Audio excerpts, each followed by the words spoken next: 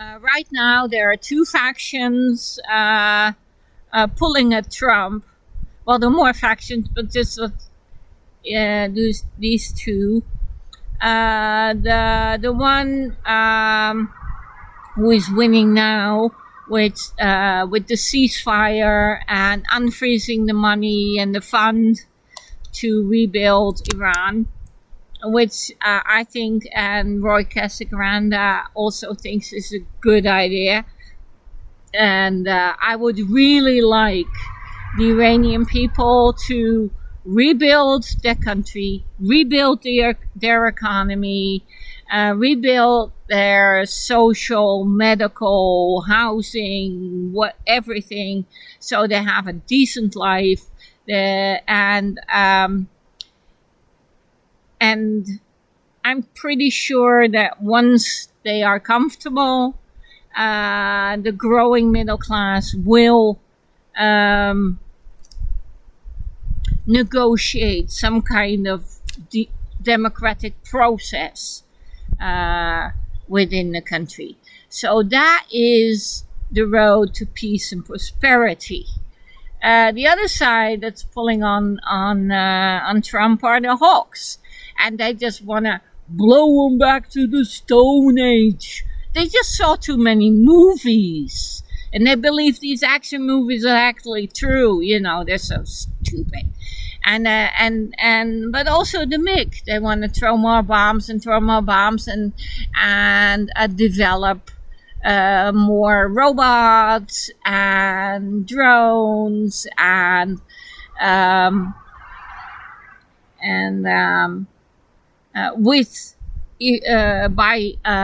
reverse engineering Iran's drones, but also working together with the Ukraine, because the Ukraine war is very profitable for the MiG, because they can develop all kinds of drones and robots and dogs with guns on their backs, and it's horrible. It's when you think about it. And I'm laughing now, but when you think about it, it's the horror of the horror, because we are on the verge with AI and robots and drones. There's a truck coming.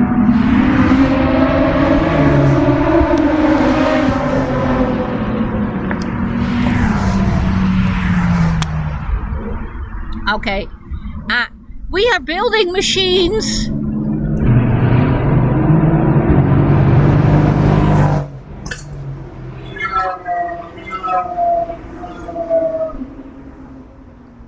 Did you see those cars? They were racing cars. This is a race. Wow, they're Porsches and all kinds of expensive cars. Well, you can hear it. Okay, that was a race going by. Well, it is appropriate, because we are building machines and AI, free-thinking AI machines, to fight each other. That is what we are developing right now. We're developing it in the Ukraine and Iran, and both sides are building machines that are going to kill each other, and that is the stupidest thing. Just for 1 second, use your brain, have some kind of independent thinking. Why should we waste our knowledge, our resources, our money on building machines to kill or to destroy other machines from the other side? Is it better warfare than humans killing humans? Yes, but will these machines... Oh, there's the race coming. Is there a race coming? Oh no, that's the truck. But wasting all these resources to kill each other and destroy the country or the region or the village that they are fighting over. Because the material damage, even when no soldiers are killed, they will still destroy the region and the city and the resources and the infrastructure and the factories. So what's the point? Like now Iran, the Americans are destroying the infrastructure and the houses and the factories. And then Arabia is gonna spend 200 billion rebuilding it. And, this is just completely nuts. If you try to explain this to a 7-year-old, he will sort of go, what? And he will tell you that you're stupid, even if you are a grown-up. So let's just stop wasting resources and all this knowledge and all this technology and use it for peace and prosperity. So, if the mullahs do not pocket all these hundreds of billions for themselves and leave their people to starve, then I think the Dove side of the Trump factions is a good thing. And that is my positive scenario. And my negative scenario is that the Hawks will win and they'll bomb Iran back into the Stone Age, and Iran will retaliate and they will destroy the oil refineries in Kuwait, in Saudi Arabia, in Qatar, and all the gas. And that will mean that there will be a huge shortage of fossil fuels, oil and gas in the whole world, and that will mean a worldwide depression. Think about that.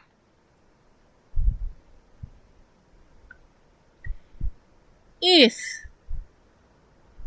Trump and his hawks bomb Iran back into the Stone Age and Iran retaliates and this peace process does not work, then we will have a worldwide recession.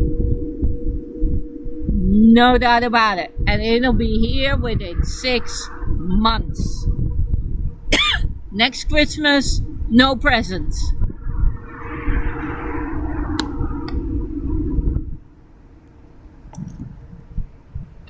Next winter, no heating.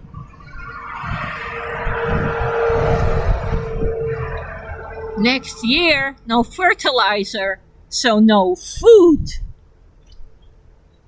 That is what's going to happen if we do it. So right now we're still on the peace side, and I am totally pro spending a shitload of money on Iran and making everybody rich, because when everybody's rich, nobody's going to want to war and fight and throw bombs and nuclear bombs, and democracy will follow. Democracy always follows prosperity. It's not the other way around. Tyranny follows poverty. The more tyranny you have, the more poverty you have, the more tyranny you will have. And right now, what the Americans do not realize, what we in the West do not realize, is how much these people hate us.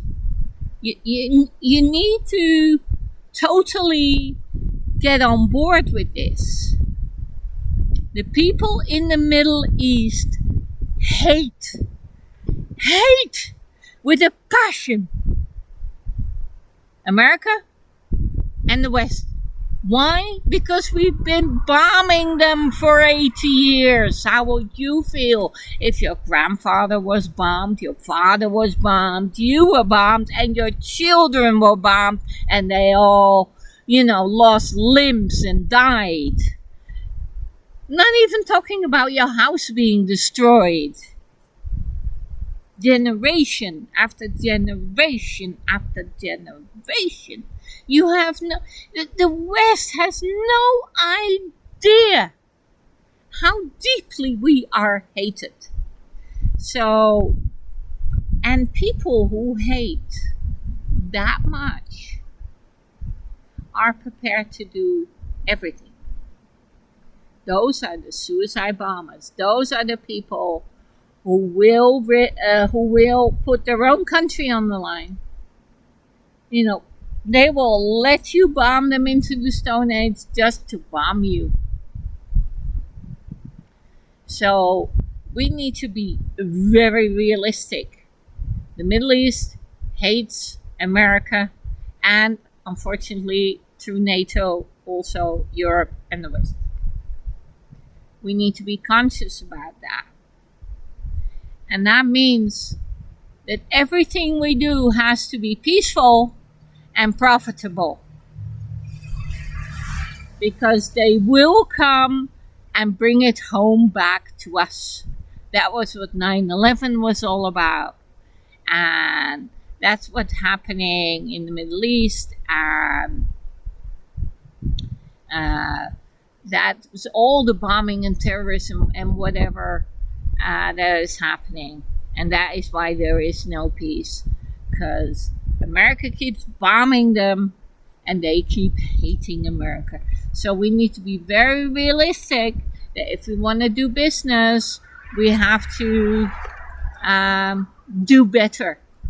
The West has to do better. We have to stop the war and start a peace. And I think Iran is a great place to start. And it all depends on the factions who win. Because you have to be realistic about Trump.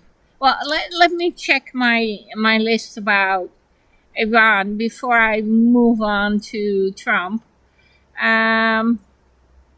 So, in the positive scenario, there will be a pipeline bypassing Hormuz in a year or two, so we will not have these problems again. The ceasefire will hold.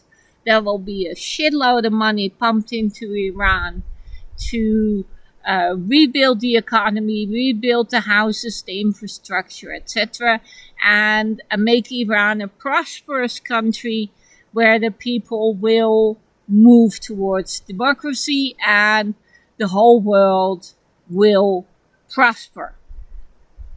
That is the positive scenario.